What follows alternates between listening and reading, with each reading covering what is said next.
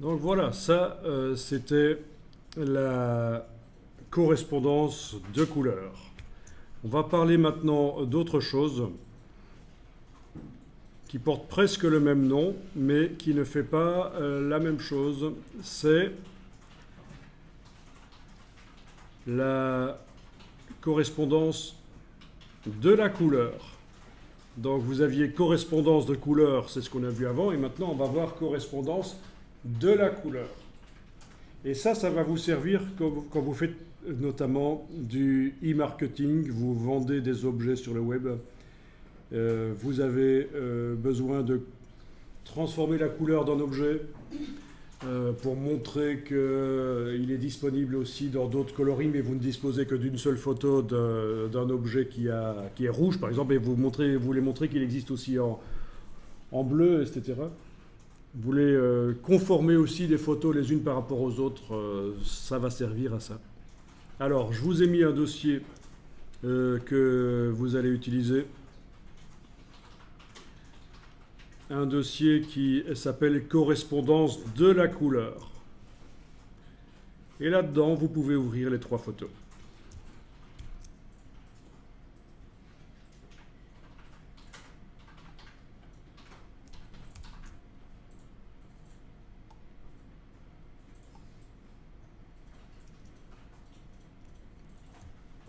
Bien, donc techniquement, il est possible de changer la couleur de la carrosserie de n'importe laquelle de ces véhicules. On peut aller chercher la couleur de la carrosserie d'un autre. Ce qui n'est pas si évident que ça, parce que si vous regardez la carrosserie de celui-ci, par exemple, c'est quand même une couleur très particulière. Parce qu'il y a, bon, il y a des reflets qui...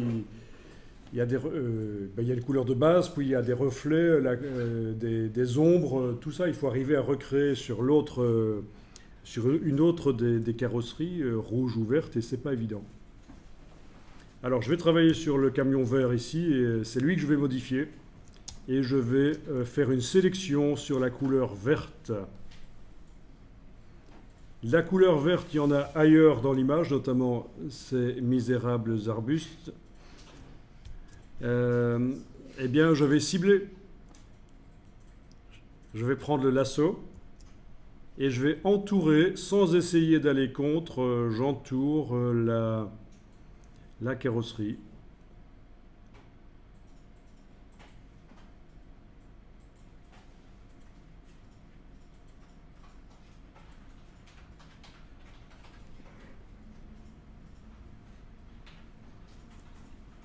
Bon, il est même possible de déborder, c'est pas très grave, par la suite ça peut se corriger.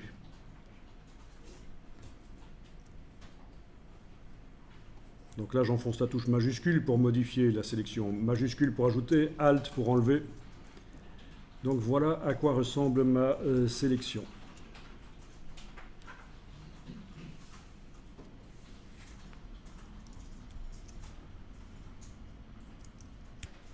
Ensuite, je dois aller dans le menu sélection, plage de couleurs, parce que ce que je viens de faire au lasso, c'était juste une présélection. C'était juste pour indiquer la partie d'image qui m'intéresse. Mais maintenant, je vais dans le menu sélection, plage de couleurs. Et avec la pipette ici, de gauche, qui est enclenchée, je vais aller cliquer sur la carrosserie verte. Ensuite, avec la pipette plus, je vais aller cliquer sur des nuances de vert en essayant de ne pas aller contre une couleur chrome.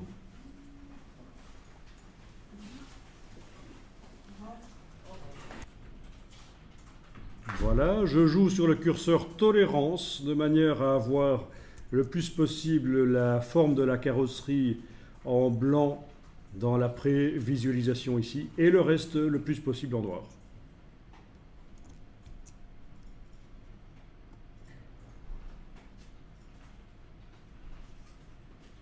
Bon, mais là je pense que ça doit être bon, je clique sur OK.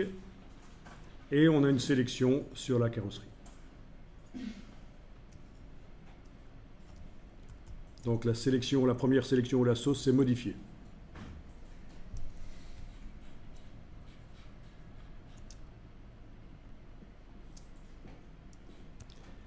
Je vais sur l'image de mon camion ici et je vais avec le lasso entourer la couleur de la carrosserie. Donc je prends comme ceci, voilà.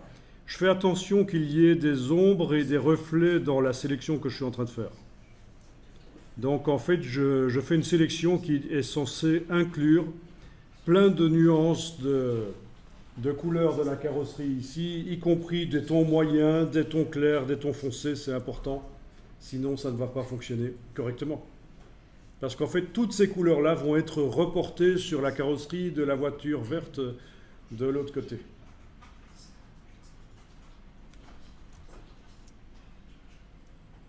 Comment s'appelle cette image? Elle s'appelle Holguin Cuba. Ok, c'est important pour la suite, que je sache comment elle s'appelle.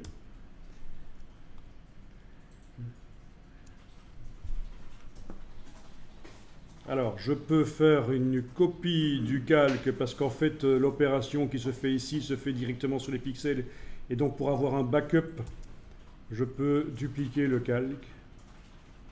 Voilà, je vais travailler sur arrière-plan copie. Donc, pour faire le backup, j'ai évidemment déplacé la vignette arrière-plan sur le bloc de feuilles et ça m'a fait arrière-plan copie. Et je vais chercher image, réglage, correspondance de la couleur. Donc imaginez qu'on ait affaire à des vêtements, par exemple. Vous allez pouvoir changer la couleur d'un vêtement en allant la chercher sur un autre. Et pour le e-commerce, ça peut être intéressant. Bien, vous êtes dans la boîte correspondance de la couleur. Vous allez dire que la source, c'est Holguin Cuba. Voilà. Et vous avez la carrosserie qui se change. Alors pour bien voir ce que ça donne, vous pouvez faire CTRL H, comme ça les petits pointillés des défilés de fourmis s'en vont. CTRL H, commande H sur le Mac. D'accord?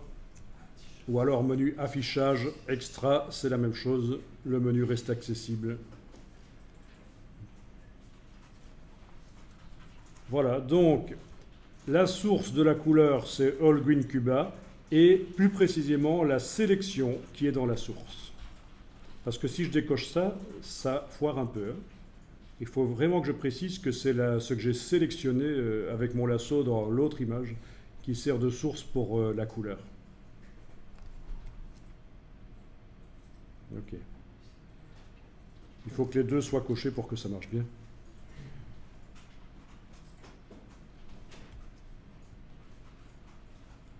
Vous avez la possibilité avec les curseurs ici d'ajuster. Ben oui, parce que c'est pas toujours génial du premier coup. Donc, possibilité d'ajuster. Oui, le fondu, si vous le mettez à 100, ben c'est comme si le réglage ne s'appliquait pas. Donc je vais plutôt le laisser à 0 et aller modifier l'intensité de couleur et la luminance.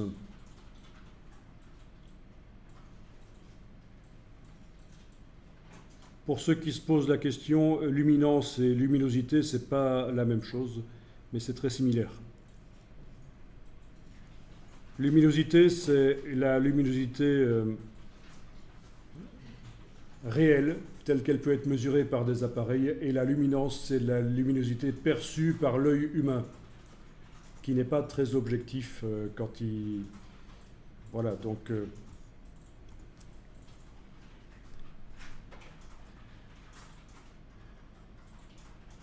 Mais sinon, en gros, c'est la même chose.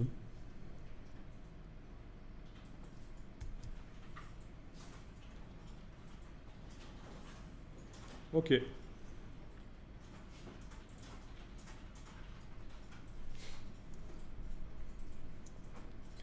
Bon, après, il y aura un peu de retouche nécessaire éventuellement pour aller retoucher ça. Notamment... On n'a pas le temps de l'ouvrir, c'est pour ça qu'après... Ouais, il n'est pas assez mûr le phare, c'est sûr. Avec la pipette, je peux aller pipeter la couleur. Je peux créer un calque vide au-dessus et aller au pinceau mettre la couleur. La couleur en mode couleur, ça devrait marcher. Ah oui, c'est parce qu'on a une sélection.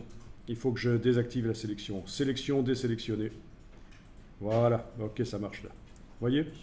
J'ai été pipeter la couleur sur la carrosserie. Elle est là. Je dessine sur un calque qui est en mode couleur. Donc ça ne modifie pas la luminosité de ce qui se trouve en dessous. Et ça me permet éventuellement d'aller retoucher un peu. Parce qu'il y a toujours un peu de retouche à faire. Mais surtout que, bon, là on part du vert et on va vers l'oranger quand même. Hein. C'est-à-dire qu'un pinceau à bord flou serait pas plus mal. Hein.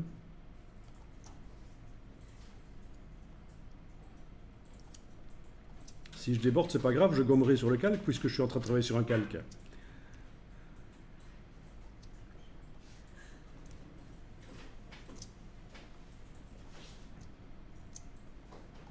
Bon, c'est quand même pas mal, hein. Partir de là et arriver là.